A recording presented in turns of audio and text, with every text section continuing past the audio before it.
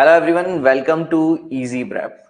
Dear, लेकर आ गए एक और बेहतरीन जॉब नोटिफिकेशन। अच्छे से पूरा वीडियो देखिए, समझ में आ जाएगा कहाँ कहाँ कौन कौन सी वैकेंसीज पर आप सभी स्टूडेंट्स कहीं ना कहीं एलिजिबल है। तो लेकर आए एक और बेहतरीन नोटिफिकेशन। इस बार ये नोटिफिकेशन आया है एनआईटी दुर्गापुर की तरफ से, यानी national institute of technology Durgapur.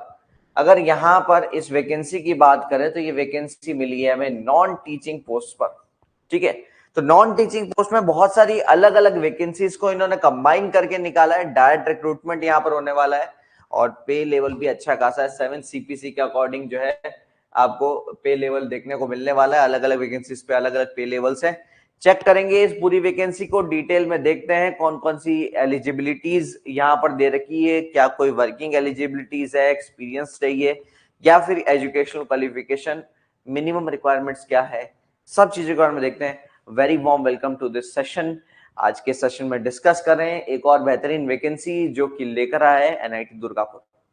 तो यहाँ पर आप देख सकते हैं जो वैकेंसीज है उनको अलग अलग ग्रुप्स में बांटा गया है। जैसे ग्रुप ए में देखते हैं हम तो प्रिंसिपल साइंटिफिक या प्रिंसिपल टेक्निकल ऑफिसर की पोस्ट है, जहां पर नंबर ऑफ पोस्ट आपको 2 देखने को मिलती है। सुपरिटेंडिंग इंजीनियर की हो गई, deputy librarian, senior SS officer, medical officer, assistant registrar, assistant librarian, scientific technical officers.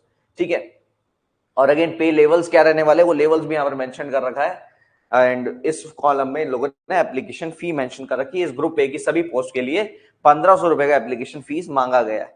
ठीक है, हमारे लिए जो ज्यादा काम की आप कह सकते हैं इंजीनियरिंग एस्पिरेंट्स के लिए, वो है ग्रुप बी की पोस्ट।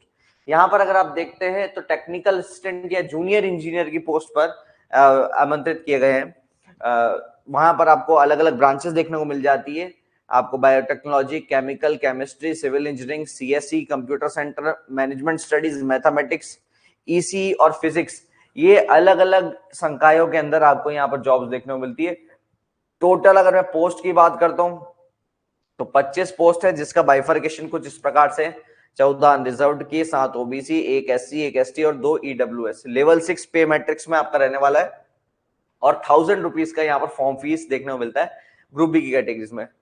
ठीक है, उसके अलावा भी कुछ पोस्ट है इसी ग्रुप बी के अंदर ही, earth and environment, electrical, mechanical, metallurgical, maintenance, dean.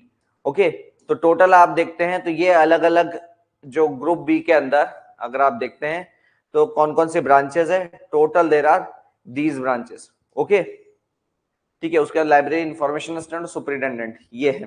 ठीक है, फिर उसके बाद सीनियर टेक्नीशियन की पोस्ट पर भी इन्होंने वेतन बेसिकली आमंत्रित किए गए हैं। Again biotechnology, chemical, chemistry, civil engineering, CSC, computer centre management, mathematics, EC, physics और वही earth and environmental, electrical, mechanical, metallurgical, material maintenance और डीन और वर्कशॉप।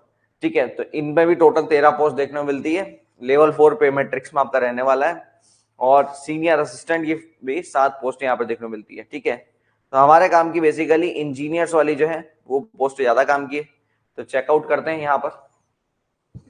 ठीक है, अगर इसके फॉर्म फिलिंग की डेट्स के हिसाब से बात करें तो जो ऑनलाइन एप्लीकेशन का जो लिंक है वो 12 नवंबर 2025 सुबह 10 बजे से लेकर 21 दिन from the date of publishing in the employment news, ठीक है, वहां तक एप्लीकेबल रहने वाला है।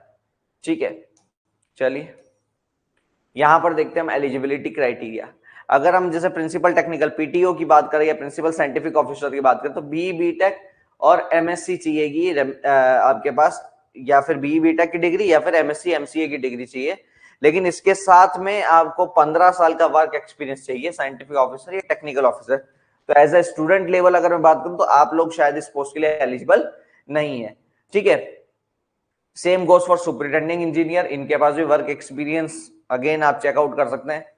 ठीक है, हम लोग सीधा चलते हैं उन पोस्ट पर जहां पर हमारे स्टूडेंट्स एलिजिबल होते हैं। ठीक है, असिस्टेंट लाइब्रेरियन, आगे चलते हैं senior scientific officer, technical junior engineer.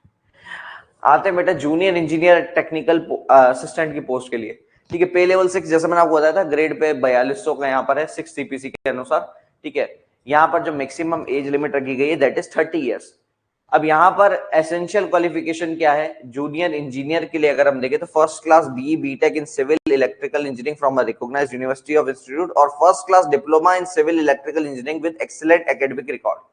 ठीक है, और टेक्निकल असिस्टेंट के लिए बी बीटेक एमसीए चाहिए रेलिवेंट सब्जेक्ट में फ्रॉम अ रिकॉग्नाइज्ड यूनिवर्सिटी और इंस्टीट्यूट, या फिर फर्स्ट क्लास डिप्लोमा भी चलेगा, या फिर first class bachelor degree in science BSc भी चलेंगे, या फिर मास्टर्स डिग्री इन साइंस यानी एमएससी के स्टूडेंट्स भी चलने वाले हैं। तो कुल मिला के बी बीटेक के स्टूडेंट्स, बीएससी के स्टूडेंट्स, एमएससी के स्टूडेंट्स और डिप्लोमा के स्टूडेंट्स सभी एलिजिबल है। ठीक है, और जूनियर इंजीनियर की पोस्ट पे आप डिप्लोमा और बीटेक दोनों स्टूडेंट्स एलिजिबल है, वो बच्चे सब फॉर्म फिल आउट कर सकते हैं, कोई दिक्कत नहीं है।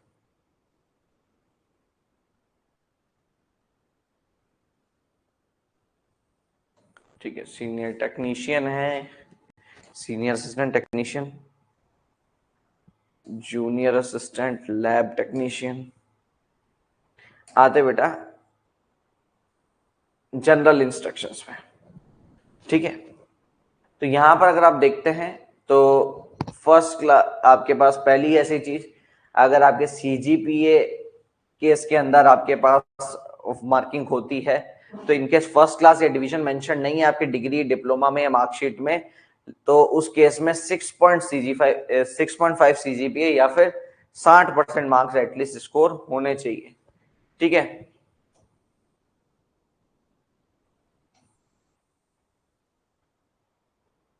दूसरी बात, जो एप्लीकेंट्स हैं उनके पास जो क्वालिफिकेशन, मिनिमम क्वालिफिकेशन जो है वो उसके फाइनल मार्कशीट्स आपके पास अवेलेबल होनी चाहिए 12 नवंबर 2025 तक। उसके बाद में आपकी फाइनल मार्कशीट अगर अलॉट हुई है तो फाइनल ईयर के स्टूडेंट्स एलिजिबल नहीं होंगे। ठीक है, ओके। उसी के साथ साथ candidates who wish to apply for more than one post should apply separately for each post in the prescribed manner, and separate application with fee must be deposited for each post. However, the candidate will do so at their own risk as the schedule of examination for any two post code may coincide.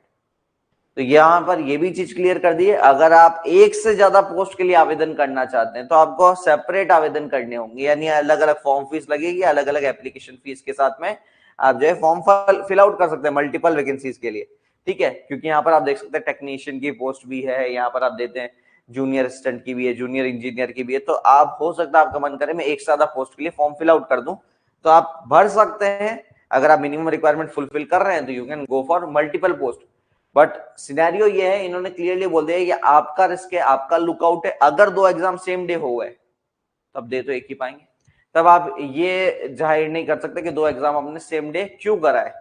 ठीक है, जैसे मान लीजिए junior assistant का या फिर मान लीजिए जूनियर इंजीनियर का, दोनों का एग्जाम सेम डे हो रहा है, तो दो में से एक एग्जाम दे पाओगे आप सेम टाइमिंग पर कर रहे हैं तो। ठीक है, तो आपने दोनों फॉर्म भरे भी है तब भी आप एक ही एग्जाम दे पाओगे, तो वो इन्होंने क्लियर कर दिया है। ठीक है,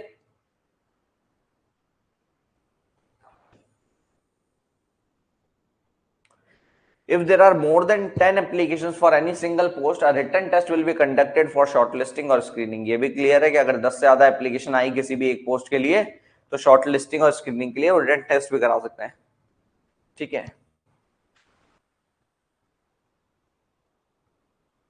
लोअर एज लिमिट जो है सभी पोस्ट के लिए 18 साल रहने वाली, अपर एज लिमिट वहां पर मेंशन कर रखी है जो अपन ने देख भी ली 30 इयर्स थी।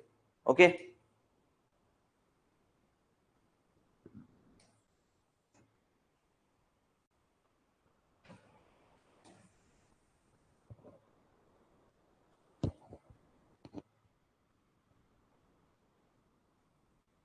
ये चीज का ध्यान रखना है, वो भी इन्होंने मेंशन कर रखा है, जो आपका name, father's name, date of birth, ये सब जो है जो आपकी मैट्रिक सर्टिफिकेट 10th की मार्कशीट में जो है आपका वो बराबर उसके सिमिलर सेम नाम होना चाहिए, कोई भी डिफरेंस नहीं होना चाहिए।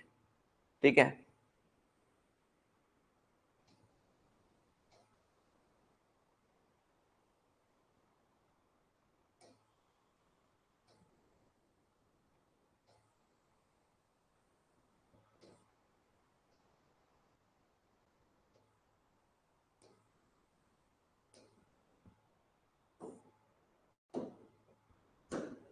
देखो प्रोसीजर के लिए इन्होंने बोल रखा है कि जैसे इन्होंने क्लियरली कहा है कि जो रिटन टेस्ट है, स्किल टेस्ट जो आपका लिया जाएगा, उसका सिलेबस इन लोगों ने मेंशन किया है नेक्स्ट ईयर में। तो अगेन रिटन टेस्ट और स्किल टेस्ट कब होगा उसकी डेट्स आने वाले फ्यूचर में ये लोग एक्सप्रेस कर देंगे। अगर जरूरत पड़ती है तो आगे इंटरव्यू की स्टेज डाली जा सकती है, अन्यथा यहाँ पर अभी ऐसी कोई स्टेज नहीं है। ठीक है। Candidate should upload all the supporting documents testimonials duly self attested in a single PDF at the appropriate column in the online application. जितने भी डॉक्यूमेंटेशन वो वहां पर मांगते हैं वो सारे डॉक्यूमेंटेशन आपको अपलोड करने होंगे। और जनरल डॉक्यूमेंटेशन है आपके पास एज प्रूफ हो गया, आपके पास जो बेसिकली मार्कशीट्स हो गए, रेलिवेंट मार्कशीट, एक्सपीरियंस सर्टिफिकेट्स है, वही अपलोड करने हैं। ठीक है। जो कट ऑफ डेट रखी गई है एज के लिए, क्वालिफिकेशन के, एक्सपीरियंस के लिए, तो वो ऑनलाइन एप्लीकेशन का जो आखिरी तारीख है वही इसको कट ऑफ डेट माना गया है। ठीक है। कौन कौन से डॉक्यूमेंट्स आपको अपलोड करने हैं? आपकी 10th की मार्कशीट हो गई, 12th की मार्कशीट हो गई, यूजी, पीजी, आईटीआई या डिप्लोमा का सर्टिफिकेट हो गया। और जो कैटेगरी वाइज रिजर्वेशन का फायदा उठाना चाहते हैं वो रिजर्वेशन के आपके कास्ट सर्टिफिकेट आपको चाहिए। उसी के साथ ईडब्ल्यूएस अगर आप लेते हैं तो ईडब्ल्यूएस एप्लीकेशन भी आपको, ईडब्ल्यूएस सर्टिफिकेट भी आपको चाहिएगा। ठीक है। हेड ऑफ ऑर्गेनाइजेशन के द्वारा दिया गया एक्सपीरियंस सर्टिफिकेट, जहां पर जॉब एक्सपीरियंस, वर्क एक्सपीरियंस मांगा गया, वहां पर वर्क एक्सपीरियंस के हिसाब से एक्सपीरियंस सर्टिफिकेट चाहिएगा। फोटो और आइडेंटिटी कार्ड डालना पड़ेगा, जैसे आधार कार्ड, पासपोर्ट, ड्राइविंग लाइसेंस या वोटर आईडी में से कोई एक। ठीक है। और कोई पास एक्सपीरियंसेस तो उनके सपोर्टिंग डॉक्यूमेंट्स आपको अटेस्ट करने पड़ेंगे। तो ये एक बहुत ही बेहतरीन जॉब नोटिफिकेशन है जो कि दिया गया है national institute of technology Durgapur की तरफ से। आई होप ये नोटिफिकेशन आपको अच्छे से समझ में आया होगा। अगर आप खुद को एलिजिबल मानते हैं इस पोस्ट के लिए तो जल्दी से जल्दी फॉर्म फिल आउट करिए लास्ट डेट से पहले। Thank you so much. ऐसे ही और जॉब नोटिफिकेशन लेके हाजिर होते रहेंगे आपके अपने favourite online learning platform easy practice YouTube channel पे। Thank you so much guys.